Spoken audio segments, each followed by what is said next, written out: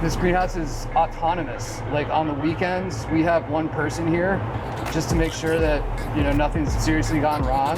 But the greenhouse is run by the computer. That's when we started to see the way to get the real answers to these questions is through SAP analysis. It's something endemic to the cannabis industry right now.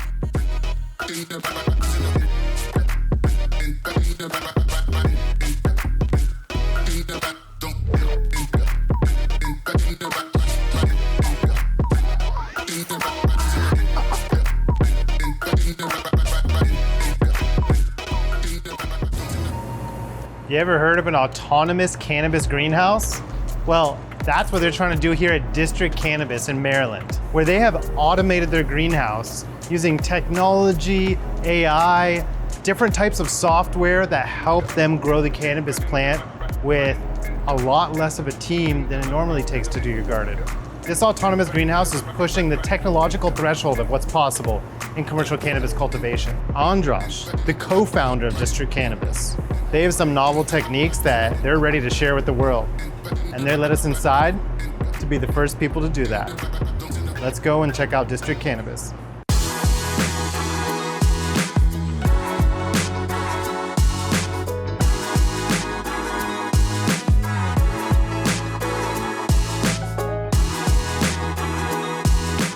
Andras, firstly, thank you for inviting us into District Cannabis. Your reputation precedes you. And you guys are probably one of the most sophisticated cannabis cultivation operations in the US, if not the world. You're one of the co-founders of this place. How'd you get your start in cannabis? Got my start when my friend showed me a marijuana plant growing in his backyard. This was back in college, and the second I saw the plant growing, I knew that I wanted to study agriculture. Eventually I moved out to California during the Prop 215 days.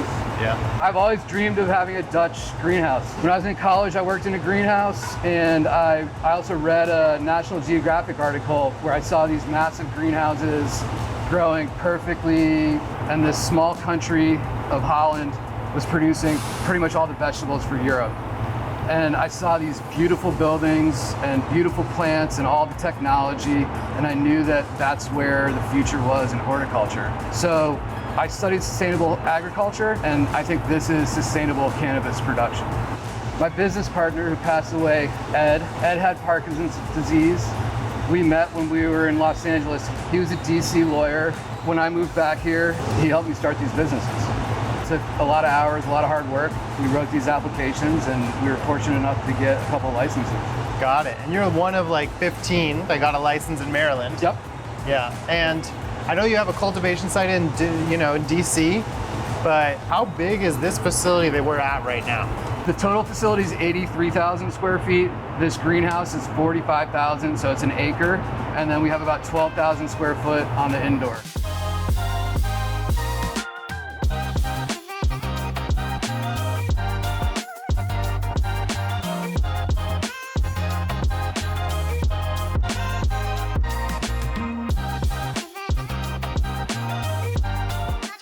So we're in one of the dopest bedrooms I've ever been in.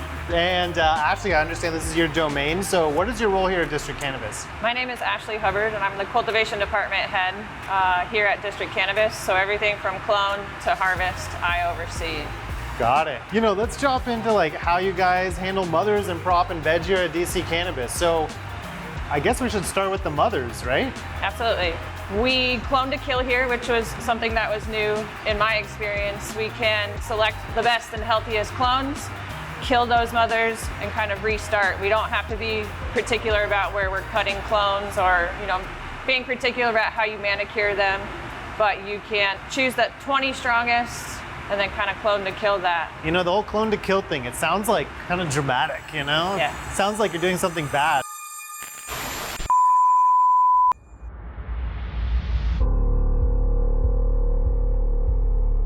Just when you think you've grown to your potential. Clone to kill, taking growing pains to a new level. So we house about 30 genetics in 2 different batches or ages. We have both grandmother plants as well as mother plants that we cultivate. Say we want to cultivate layered cake and we need to make those grandmother plants. What we'll do is we'll choose 6 plants growing off of our recycle program. We will then put those onto grow-down slabs. We allow those to grow for 4 weeks. Those grandmother plants are completely dedicated to becoming cuts for mother plants. We then choose the strongest plants to move to the next phase. Our cloning process, it's 18 days total. Taking clones, we load our smart trays by Grodan at half density. So we will load 39 clones in one tray.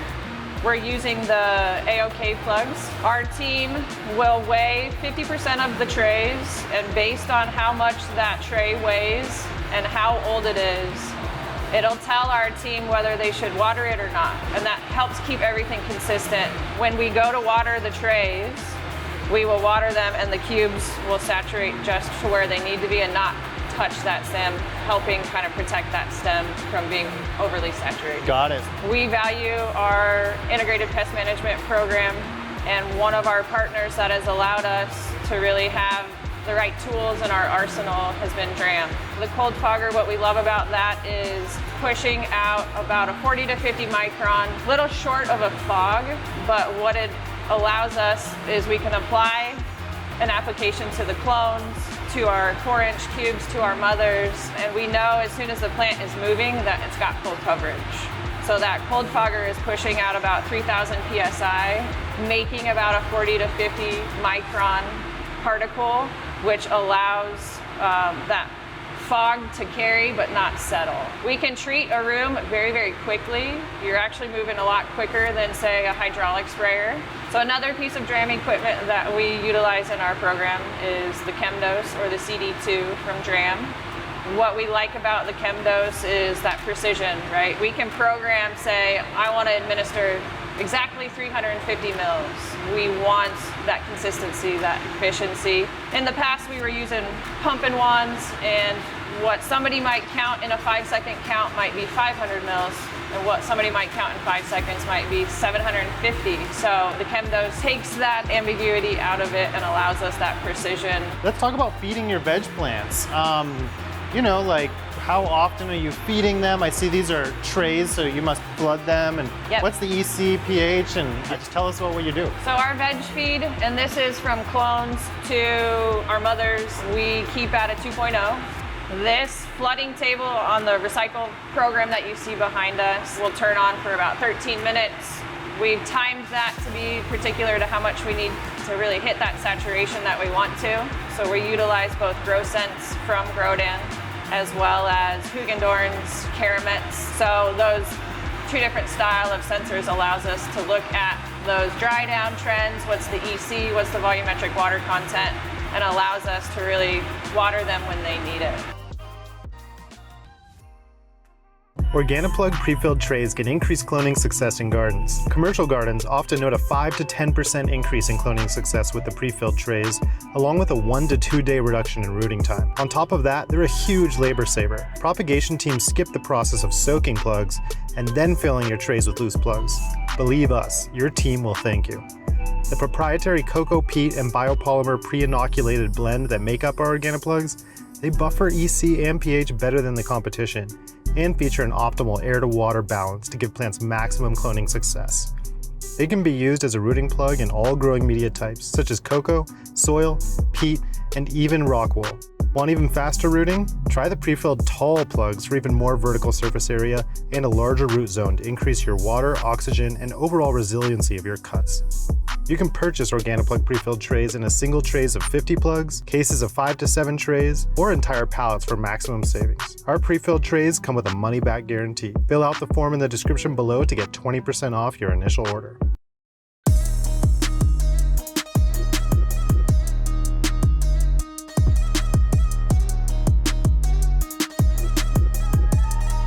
So Jacob, we dragged you down here because these racks behind us, which are really novel and pretty dope in the cannabis industry, I know are your baby a little bit. So what is your role here at District? Thank you. My responsibility here is the facilities manager.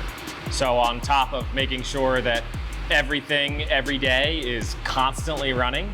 I also oversee all new projects, and this particular project is one I'm really, really proud of. Okay, so let's talk about this thing. Like, where did it come from and how does it help District be more efficient? Sure. The entire setup was actually a requirement based off of our increased square foot of canopy. We didn't have enough vegetation space to be able to get the days in veg cycle that we needed. So what we needed to do was go high, use some vertical space. Fluent sent their engineers down. They saw multiple iterations. This is the 4th generation of design, but they custom manufactured these for us. And once they've been in, we're able to successfully move the carts in and out without the modification of our ideal design.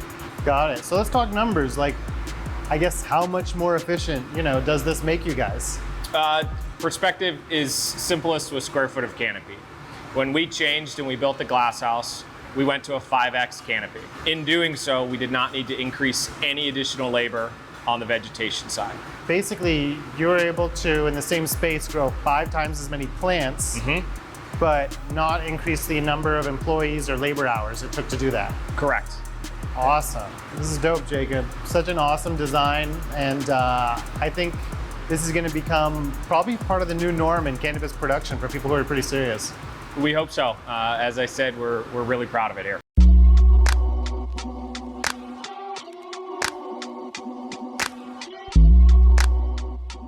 What's the difference between a Dutch greenhouse and just any old greenhouse? So Dutch greenhouse, it basically has more cubic feet of space to condition. So it's easier to keep your environment stable. So we have really high ceilings and we have 2 peaks in each bay. Having 2 peaks in each bay allows for better ventilation when you open up the roof vents. A lot of the American greenhouses are shorter and they have just 1 single peak per bay. Got it. So you have like this greenhouse, it has a Dutch name, Hugendorn. And when we first chatting with you guys, you said you were really trying to create a very automated cannabis cultivation system. And so let's jump into exactly how that happened and what it is. I'm working with a specialist in Holland with a company called Let's Grow. So Let's Grow is a partner with Hogendorn. They're a data analytics company. So every week we analyze our data and we try and make little changes to the program to make it better. This greenhouse is autonomous. Like on the weekends, we have 1 person here just to make sure that nothing's seriously gone wrong. But the greenhouse is run by the computer. All the irrigations, all the screens, environmentals. It takes a lot of years of programming the computer to be able to get to this point. We've been working on it now for 3 years. So Andras, I noticed you're all LED in this facility. Tell me a little bit about your choice in going with LED lighting. Yeah, we trialed out a bunch of different LED lights and we decided to go with Fluence. A lot of the reason why was they have research. They're working with big agricultural companies. I've always really been focused on looking at what the big greenhouse growers are doing. Fluence has been great to work with. When we trialed their lights, we saw increases in THC, we saw increases in terpenes, and we knew in the greenhouse that the heat load was really important, so we wanted to make sure we went with LEDs. They worked with us to integrate this dimming program into the Hogendorn computer system. We have the Fluence Viper 3Ps, and we have a PAR sensor at the crop level. So that PAR sensor is adjusting the lights every minute. If the curtains are open, the lights will dim down. If the curtains are closed, the lights will dim up. So this whole facility is run on $45,000 per month in electric. If you compare that to most indoor grows, it's not even close. I was talking to somebody that told me they had a $400,000 electric bill. Right now our PAR sensors are set at 900 to 1300. So at 900 PAR, our lights are at 100%, and at 1300 PAR, our lights are at 15%. Got it. And that's because maybe the sun's coming in so much, the LEDs have a chance to turn down. Exactly. And they've been a pleasure to work with. Great warranty. The lights are fantastic. Dimming program's working perfect. We couldn't ask for a better partner.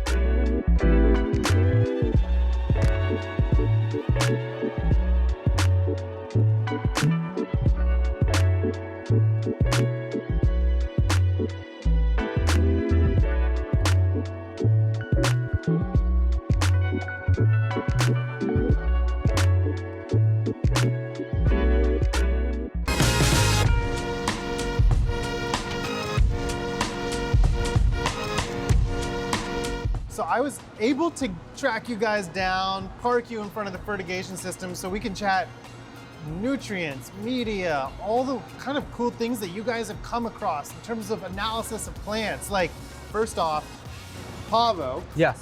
you've been here since day one. What is your Yes. role at District Cannabis? I am the VP of Cultivation here at District Cannabis. Yeah. I've been here since before the facilities physically existed. I know that you're pretty deep into how you guys feed the plants, what the nutrient recipe is. I mean, how you guys really run this facility from a fertigation standpoint. Can you just guide us through that? Since the inception of operations here at District Cannabis, we've been looking to Grodan for guidance insofar as precision irrigation is concerned. We've been using stone wool the entire time. We really like having a small medium because it's a generative cue to the plant. So when we stack these cubes, our plants, they want to flower. Saves labor, it's sterile, and it's controllable. We've been making use of the Grodan GrowSense platform. That's how we learned precision irrigation. You're getting all of your root zone information. You're getting temperature of the media, water content, and EC of the media. And then they have their environmental sensors, the new ones, which actually have CO2, the VPD, RH. So we have a scale in the middle of each bay where we have a number of plants on the scale, and the scale is weighing the plants. So every time you irrigate, it records the drain. After the last drain drops, it registers the weight, and it's going to adjust the interval for the watering based on the transpiration rate. Another really awesome feature about the Agua Balance is it monitors your drain water. And as the EC of the drain water increases, the Agua Balance is going to decrease the interval and get you more drain. So just looking at how fast your EC is rising in your drain, you can much more effectively, much more quickly react by changing number of irrigation cycles you're supplying to your plants. You know, what usually EC are you feeding your plants? And like, how do you determine what EC to feed your plants, or what feedback loops do you guys have here to tell you? So we are not using any pre-mixed salts. We haven't been using any pre-mixed salts for the past 4 or so years. Part of the R&D process was going out and purchasing existing fertilizer lines from the cannabis realm. We'd mix these up, send them off to a lab for analysis, see what salt concentrations are in these pre-mixed fertilizers. Tested multiple lines. From there, we started doing dry tissue analysis first in order to determine whether or not we were over-fertilizing or under-fertilizing the plants. That's when we started to see the way to get the real answers to these questions is through sap analysis. One of our friends over at Let's Grow used this analogy. Doing dry tissue analysis is like going to the doctor for a checkup. Instead of doing a blood test, you go to the doctor and he's like, let me chop your arm off. I'm gonna dehydrate your arm, then put it in a blender and analyze the dust, right? That sounds completely backwards. It's much easier to do a blood test. When you're looking at your sap, you're seeing a snapshot of the translocation of nutrients throughout the plant, right, as it's alive. Based on you guys doing this sap analysis, Yes. I guess where have you guys landed? Most people are over-fertilizing their plants. It's something endemic to the cannabis industry right now. So last month, we won awards at the National Cannabis Fest, and this was with flower that was being fed an EC of 1.8. Most people would typically say 1.8 is not enough food. At 1.8, we got flower with 30+% THC, terps that were off the charts. Did you guys change the feed, you know, from the first week of flower to the 4th or the 6th or the 8th? And did you guys flush? What do you guys do? Good question. We don't change the EC because we're not over-fertilizing. And because we're not over-fertilizing, we don't need to flush. We're getting adequate refreshment of the media on a daily basis. You know, you guys have a very sophisticated fertigation system where you guys are taking all of the water that you guys are feeding your plants and you're trying to like keep it from going into the environment, trying to recycle it. Tell us a little bit about the system that you guys built.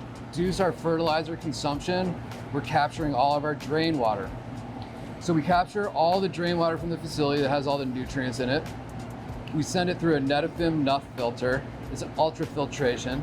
So it's filtering out all the bad stuff and it's leaving the nutrients. So we test that water every week and we know exactly what's in it. And then we plug that into our fertilizer calculator which is a free calculator that you can download on the internet called HydroBuddy. And so we know what we need to add back in to hit our targets.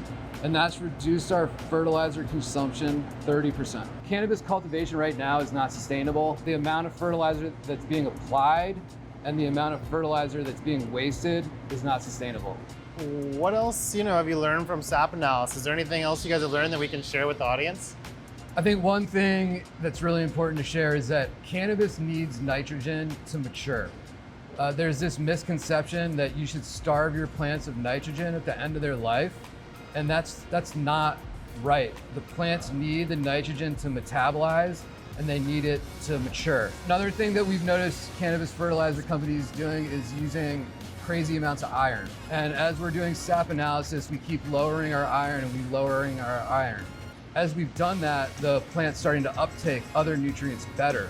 What we realize is because the fertilizer companies are using too much iron, they also have to use too much phosphorus, and they have to use too much calcium because that excess iron is blocking out those nutrients.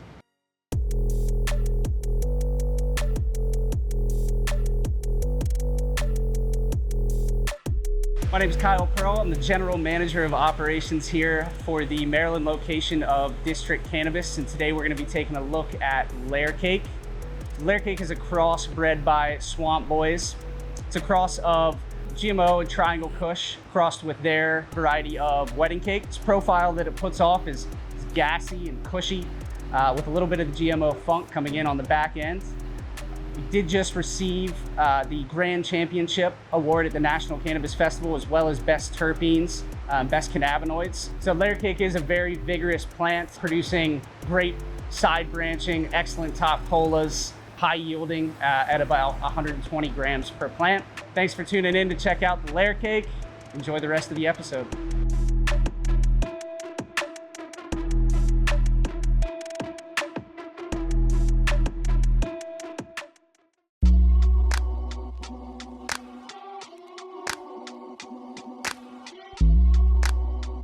So Bob, I know you well and I know what you do, but not a lot of people in the cannabis industry understand what happens behind the scenes in terms of like the energy and resources it takes to run a commercial facility of this size, which they could be spending millions of dollars a year on the utilities of, power, gas, etc. Why don't you tell people who you are and what you do? Sure, thanks. Cergy is an energy advisory firm rooted in the electric utility industry, and since 2014, we found ourselves catering to the cannabis and indoor cultivators of other crops too, procuring energy rebates, but also helping them understand their energy use and start to manage that and respond or prepare for future grid opportunities. So getting a grasp on that utility spend, which could be in the hundreds of thousands of dollars per month, that is something that is controllable and can be planned around. A cultivation facility that really engages with us on a deeper level where we can get access to data and provide feedback on a weekly basis. We can extract $500,000 to a few $1 million worth of energy savings that drops to their bottom line over the course of a few years. For the utilities aspect, usually what percentage of that expenditure is it for a cannabis facility? Like a month-to-month variable expenditure? Sure, probably on average 30% of your operating cost is related to energy. That's electric, gas, water, wastewater. You're like a financial advisor for energy, yes, right? Yeah, absolutely.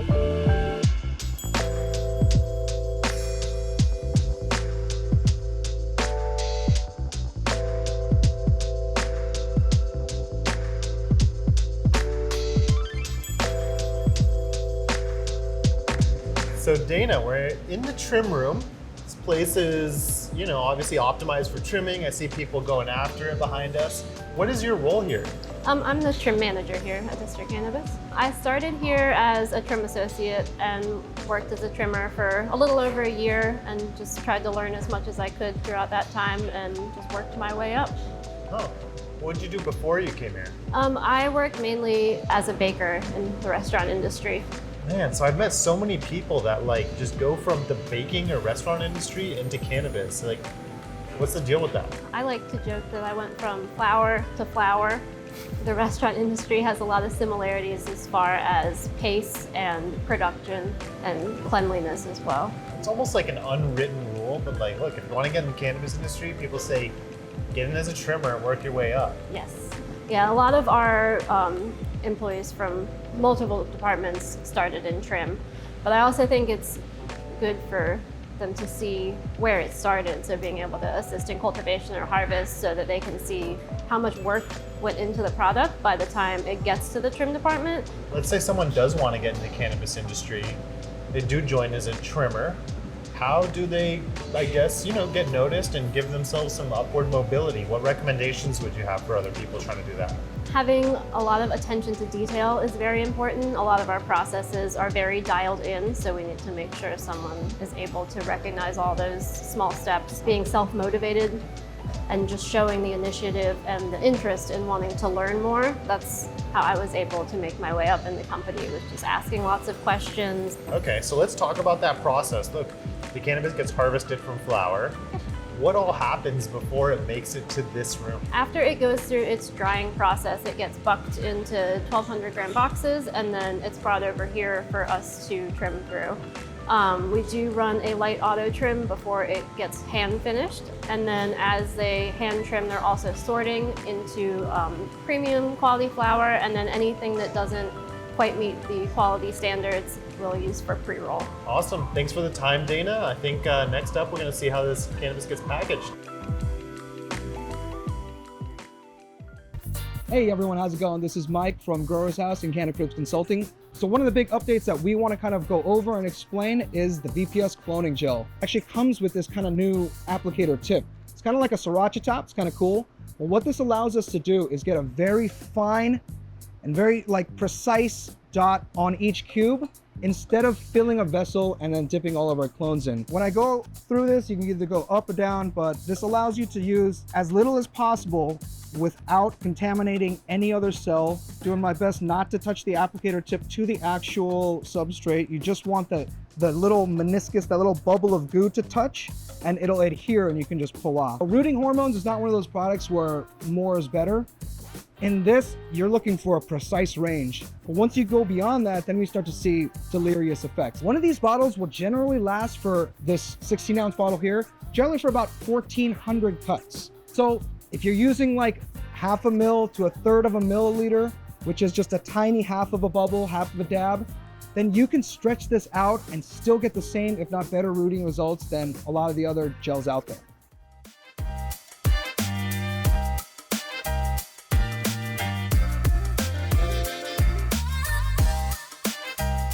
So Dan, what's your role here at District Cannabis? I am the packaging manager here.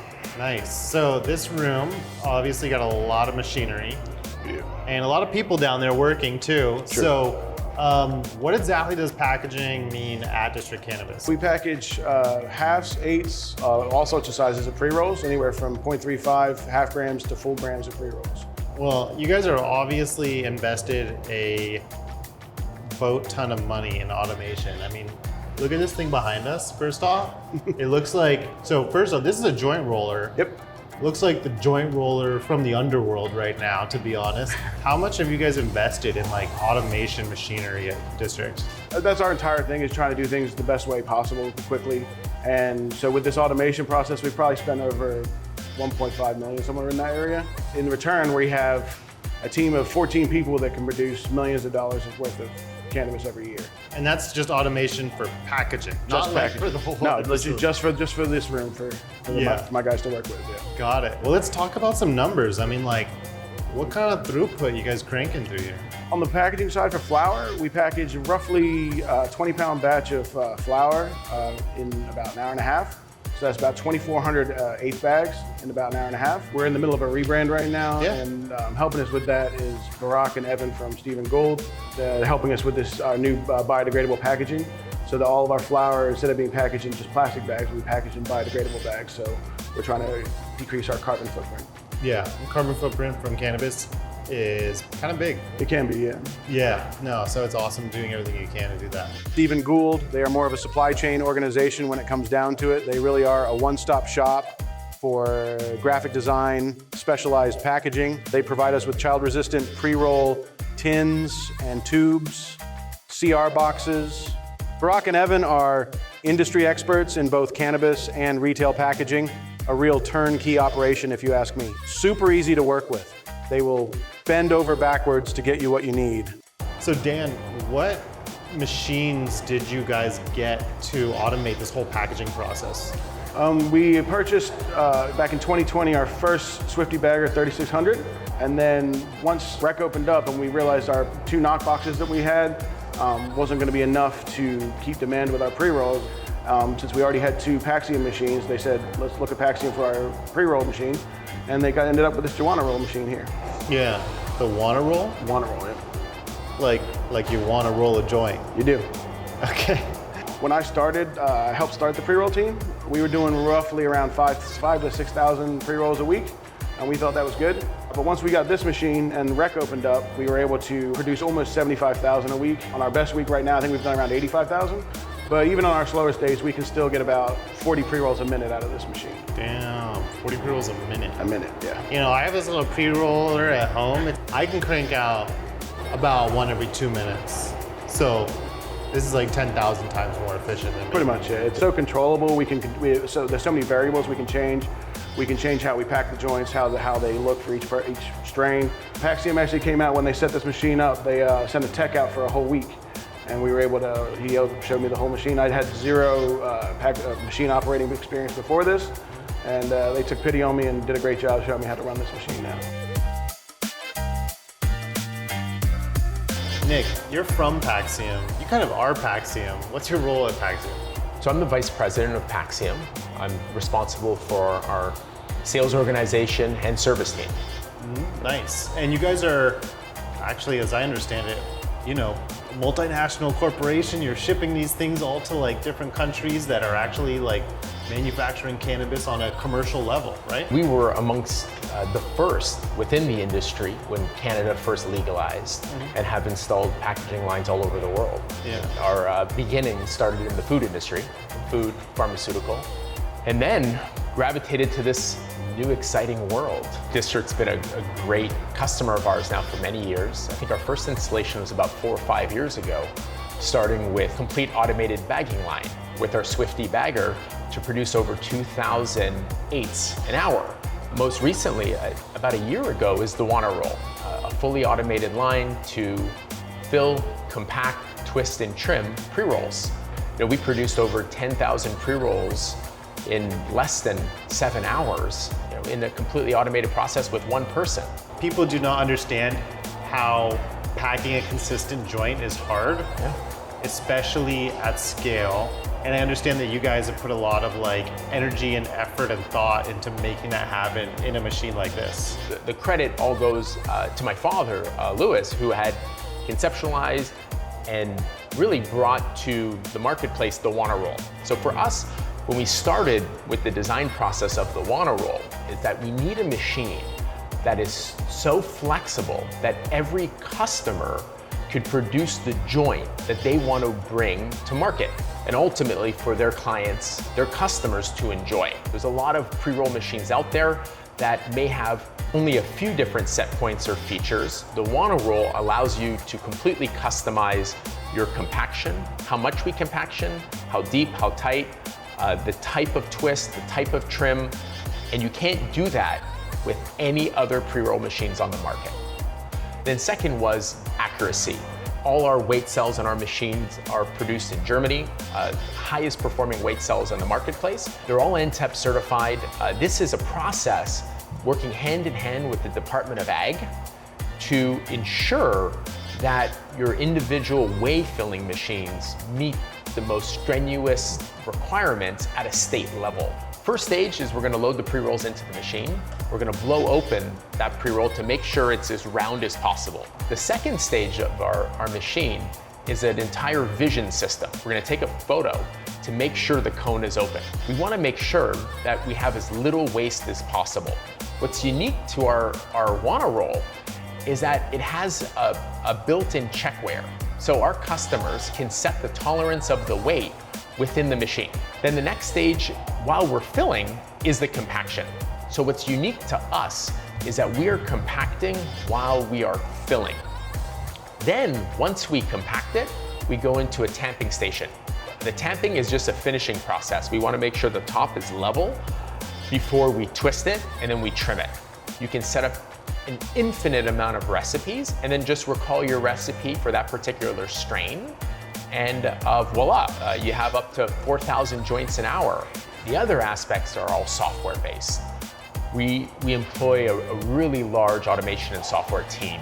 So the Wanna Roll, all our Primo Combi weight filling machines, all include free online support. Our goal always is not to monetize service, it is to support you so you can get the most productivity out of the machine. Well, Nick, let's fill some joints. Let's fill some joints.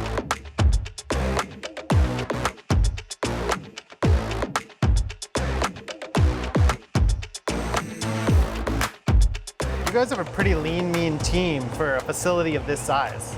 Everybody here takes pride in their work. We work really hard. You know, I work 7 days a week. The life of a grower is, you know, it's your life. There's no days off. My business partner, Ed, you know, at the end of his life, he had a policy that we keep close to our chest, and that's no allowed. And you know, when you work with people every day, it's important that you like the people that you work with, and you know, that's part of our culture here. And if we find out somebody's, you know, not being a good person, like, they don't really fit with us. Yeah. District Cannabis. I hate cool people only. Yeah. Well, no assholes. You don't have to be cool. You don't have to be cool, but you just can't be. Okay. Now that vibes.